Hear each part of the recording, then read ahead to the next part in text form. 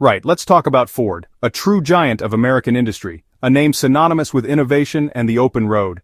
Yes, Ford, the company that put America on wheels, democratizing personal transportation in a way never before imagined, and made the assembly line famous, revolutionizing manufacturing processes across the globe. Their methods became the gold standard. For over a century, Ford was the reliable backbone of American industry, a symbol of strength and enduring success.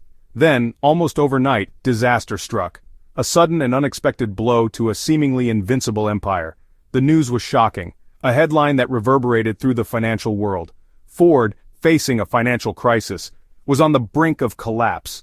A scenario that seemed utterly impossible just months before. This wasn't just about one company. This was a canary in the coal mine, signaling deeper troubles within the American manufacturing sector. It was about global trade, the intricate web of international commerce that supports economies worldwide. Political gambles, the high-stakes decisions made in Washington that can have devastating consequences. And the real-world fallout of policies that sounded good on paper, but failed to account for the complexities of the global economy. The culprit? What single factor could bring down such a titan? Sweeping tariffs enacted by the Trump administration, a bold move intended to protect American industries, which created a perfect storm Ford couldn't escape. A confluence of factors exacerbated by these new trade barriers. This wasn't a slow decline, not a gradual fading of relevance. It was a rapid unraveling, a swift and shocking descent that left many wondering what went wrong. Ford went from symbol of strength, a beacon of American ingenuity and manufacturing prowess, to poster child for economic fragility, a stark reminder of the interconnectedness of the global economy and the potential consequences of protectionist policies. To understand how we got here, to truly grasp the magnitude of this fall from grace, we need to rewind to the trade policies to examine the intentions and the unintended consequences. That promised to protect American jobs, the very heart of the manufacturing sector, but ended up choking them instead. A tragic irony that highlights the complexities of economic policy, and it all started with a deceptively simple economic tool, seemingly straightforward, yet capable of causing widespread disruption. The tariff. A tax on imported goods with the power to reshape industries and alter the course of economic history. Let's break down tariffs. What exactly are they and how do they impact the global economy? These are questions that have become increasingly relevant in recent years as trade policies have taken center stage in international relations. Simply put, they're just taxes on imported goods. Think of them as a toll booth on the highway of international trade. When goods cross borders, tariffs can be applied, adding to their cost. Imagine you're at the store, ready to buy some fancy French cheese. The tariff acts as a border tax, making that cheese pricier for you, the consumer. It's important to note that the tax isn't paid by the French cheesemaker but rather by the importer, who then passes the cost on to you. During his time in office, the Trump administration's stated goal was to protect American industries. The idea was to level the playing field and encourage domestic production. One key strategy was making foreign steel and aluminum more expensive through tariffs. By increasing the cost of these imported materials, the administration hoped to make American-made products more competitive. In theory, this would boost American jobs by incentivizing companies to source materials and manufacture goods within the United States. It was a strategy aimed at revitalizing the manufacturing sector. However, in reality, the global economy is a tangled web of interconnected supply chains and trade relationships, not a simple mural where each element stands alone. To put this plan into action, the administration imposed a significant 25% tax on imported steel and 10% on aluminum, impacting numerous industries and countries. This move sent shockwaves through global commerce, creating uncertainty and sparking concerns about potential trade wars and economic instability. For major automakers like Ford, which rely heavily on a complex network of global suppliers for parts and materials, this sudden increase in costs represented a direct hit to their bottom line, impacting profitability and potentially forcing them to raise prices for consumers.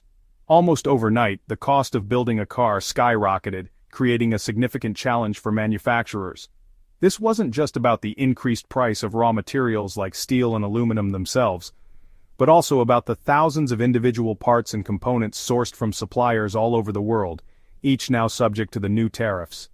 Ford's finely tuned and carefully optimized supply chain, designed for maximum efficiency and cost-effectiveness, was suddenly thrown into chaos and disarray. The company was left scrambling to find alternative solutions, but with no readily available or cheap options left to mitigate the impact of the tariffs. Ultimately, the policy that was initially intended to help and bolster American manufacturing and create jobs ended up poisoning one of its biggest players, highlighting the complex and often unintended consequences of protectionist trade policies. The global economy is a complex web, and even seemingly small changes can have massive ripple effects. When tariffs were imposed on imported steel and aluminum, the intention was to bolster American industries. But the reality turned out to be far more complicated. Ford's purchasing department, responsible for sourcing the raw materials needed to build their vehicles, was among the first to feel the pinch. They were suddenly facing a dramatically altered landscape. Overnight, buying steel from reliable partners in Canada or Germany, a long-standing practice, became significantly more expensive. The cost jumped by a staggering 25%. This wasn't just a minor inconvenience, it was a major blow to Ford's carefully calculated budget.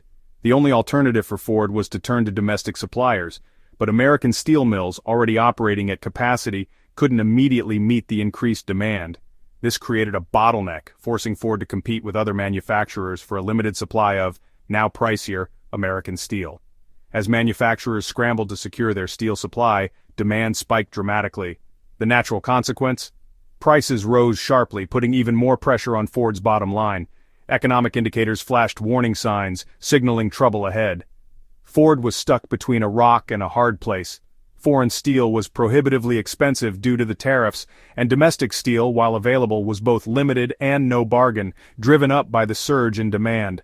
This created a significant challenge for the company's manufacturing operations. With their costs soaring, Ford had no choice but to pass these increased expenses on to consumers. The company couldn't absorb the losses indefinitely.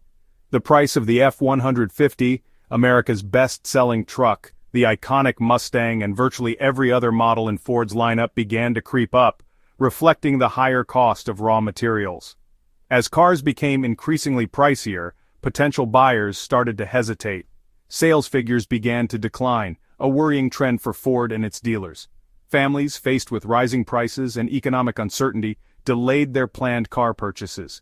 Demand for new vehicles softened, further exacerbating the problem. As sales slowed and costs remained high, Ford's profits began to evaporate, impacting the company's financial performance and stock value. The company was trapped. Higher costs, driven by the tariffs, fewer sales, as consumers balked at the higher prices and shrinking margins, squeezing the company from all sides. The tariffs, initially intended to spark a manufacturing renaissance and bring jobs back to America, instead triggered an economic death spiral for Ford, a consequence few had foreseen. The dominoes fell, one after another, from the increased cost of raw materials like steel, to the sticker shock experienced on the showroom floor, impacting not just Ford, but also the heart of American communities that relied on the automotive industry. The result was a perfect storm of economic challenges, a situation that even a manufacturing giant like Ford found difficult to weather. The very policy that was designed to protect American manufacturing jobs was now, ironically, contributing to their potential destruction. For Ford, this crisis was just the beginning of a long and arduous road ahead. For Ford's workers, this wasn't about theory, it was about survival. A job at Ford once meant stability and a future. Then came rumors, shift cuts, and lost overtime. Corporate press releases about optimizing production really meant layoffs. Temporary shutdowns became indefinite. Thousands were sent home, their lives upended. Local businesses suffered as paychecks dried up. Communities built around Ford began to wither. Many workers had supported the tariffs, believing in promises of revival. Now they felt betrayed. Families postponed weddings, students dropped out, and skilled workers faced starting over. The tariffs weren't just numbers. They were dismantling lives, one layoff at a time. The human cost was measured in sleepless nights and broken promises. In Ford's boardrooms, panic set in. Executives had warned for months that tariffs were unsustainable. Their warnings were dismissed as corporate whining, until profits vanished and the stock price crashed. The blame game erupted. Government, supply chain managers, even each other. Public statements grew desperate. Ford slashed R&D, especially for electric vehicles, and announced plant closures. The message, This was a five-alarm fire, and tariffs were the arsonist. Ford pleaded for relief, but many politicians responded with scorn, accusing the company of not trying hard enough to buy American. The disconnect was staggering. Ford was fighting for survival, while political rhetoric ignored reality. The company's future, and the future of American manufacturing, hung in the balance. The crisis exposed just how vulnerable even the biggest players were to policy missteps. Ford's leadership was left isolated, desperate, and running out of time. News of Ford's collapse exploded online. #Ford collapse trended, sparking a digital war of blame and nostalgia. Some mourned the loss of an American icon, sharing stories of their first Ford or family road trips. Others blamed Ford's management, its global operations, or woke policies. Opponents of tariffs shouted, "I told you so," demanding accountability from politicians. The online debate was loud, but on the ground, anxiety was real. News crews interviewed laid-off workers, bringing the crisis into living rooms nationwide. Sympathy shifted to the workers, even among former tariff supporters. Town halls turned tense as constituents demanded answers from their representatives. The crisis became a top political issue, shattering the simple sales pitch for tariffs. The verdict was clear: whatever the intention, the policy had gone catastrophically wrong. The Ford crisis forced a national reckoning with America First trade policies. The debate was no longer theoretical. Ford's collapse was a real-world case study in how protectionism can backfire. Suddenly, business leaders, unions, and even rival automakers united. The tariffs were crippling American manufacturing. Politicians who once championed tariffs began to hedge, pressured by angry constituents and local businesses. Bipartisan calls grew to reconsider or roll back the tariffs. The public's understanding of trade changed. People saw that Made in America still depends on global supply chains. The narrative shifted from patriotic slogans to pragmatic concern for economic stability. The question became, how do we protect jobs without destroying our own industries? What now? Ford faces a future clouded by uncertainty. A government bailout is possible, but politically toxic. Bankruptcy protection is another harsher option. Either way, the Ford we know may not survive. Plant closures, job losses, and community pain are inevitable. The shockwaves will ripple through suppliers, dealerships, and entire regions.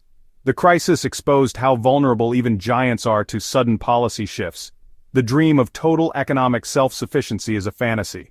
The focus will shift to building resilient supply chains and smarter trade policies. For workers, the road ahead is tough.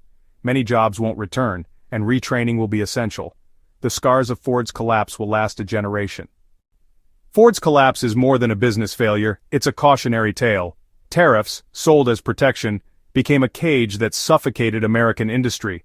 The fallout forces us to rethink the government's role in the economy and the power of trade policy. The lesson: political slogans are easy, but sound economic stewardship is hard.